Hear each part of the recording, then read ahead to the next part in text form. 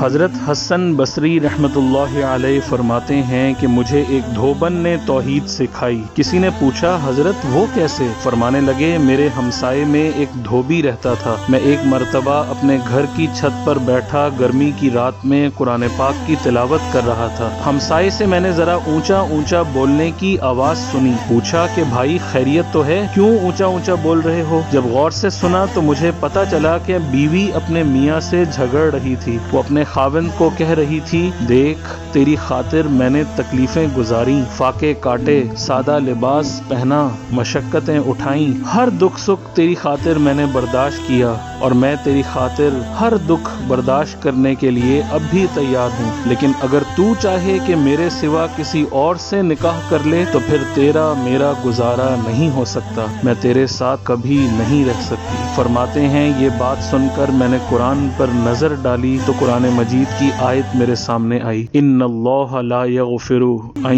یشرک بہ ویغفر ما دون ذلک لمن یشاء۔ اللہ تعالیٰ قرآن پاک میں فرماتے ہیں کہ اے بندے تو جو بھی گناہ لے کر آئے گا میں چاہوں گا سب معاف کر دوں گا، لیکن میری محبت میں کسی کو شریک بنائے گا تو پھر تیرا میرا گزارا ہرگز نہیں ہو سکتا۔ سامعین کرام، اللہ تعالیٰ ہر چیز معاف کر دیں گے لیکن شرک معاف نہیں کریں گے۔ اللہ کی عبودیت میں، اللہ کے خدا ہونے میں، اللہ کے مقصود ہونے میں، اللہ کے محبوب ہونے میں، اللہ کے معبود ہونے میں اور اللہ کے مسجود ہونے میں ہمیں کسی کو بھی شریک بنانے کا ہرگز کوئی حق حاصل نہیں۔